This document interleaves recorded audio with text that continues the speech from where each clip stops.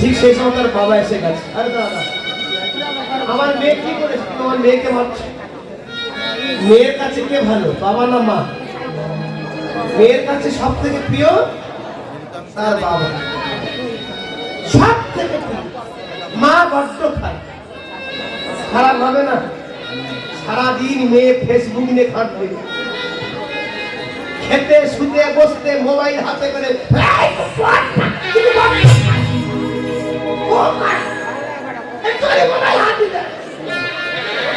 সারাক্ষণ মোবাইল নিয়ে বসে। বাবা বেলা 8টায় বেরোয়, রাত 8টায় আসে।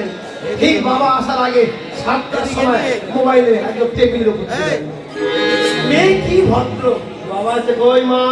বাবা এই তো বাকি, এই তো বাকি। ও তখন যে মেয়ে কি ভদ্র, মাটা সারাদিনে এখন দেখো কি ভদ্র। আমার মেয়ে যাই আমার মেয়ে, বাবা আই লাভ ইউ গেলে গেলে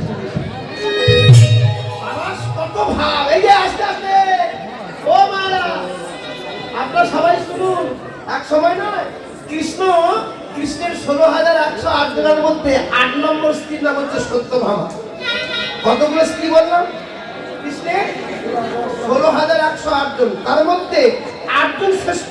এই 8 জনের মধ্যে 8 নম্বর স্ত্রী হলেন সত্যভামা। সত্যভামা সব থেকে সুন্দরী। তাই জিজ্ঞাসা করছে কৃষ্ণকে, আচ্ছা প্রভু, তুমি আমাকে কতটা ভালোবাসো? 16,108 জন স্ত্রী তো, তুই আমার কতটা ভালোবাসো? কৃষ্ণ বলছে, আমি তোমাকে নুনের মতো ভালোবাসি। কিসের মতো? ভাবলেন তো কিসের মতো বললে? নুনের মতো। যেই না বলেছে সত্যভামা মানে এত কিছু থাকবে, কারোর সঙ্গে তুলনা করা হলো না, নুনের সঙ্গে তুলনা করা হলো। আগে চক্ষু টক করছে। কৃষ্ণ তাকে বুকের মধ্যে জড়িয়ে ধরে আদর করছে, কিন্তু ভিতরে না, আমার নুনের সঙ্গে তুলনা।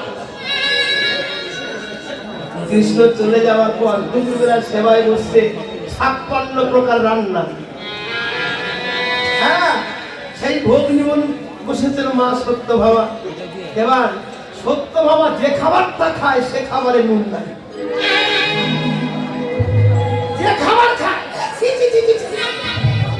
যে খাবার খায়,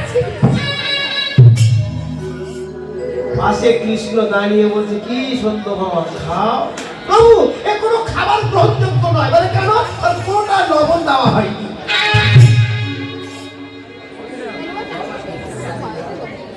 এই মানুষ খায়, লবণবিহীন কিছু খাওয়া যায়? কি গো, একটু আগে তোমার নুনের সঙ্গে তুলনা করলাম, তুমি রেগে গেলে। নুন না দিলে যেমন কোনো খাদ্য প্রযোজ্য হয় না, তেমনি সমস্ত নারীর থেকে তুমি আমার শ্রেষ্ঠ সুন্দরী নারী, তাই তোমাকে আমি লবণের সঙ্গে।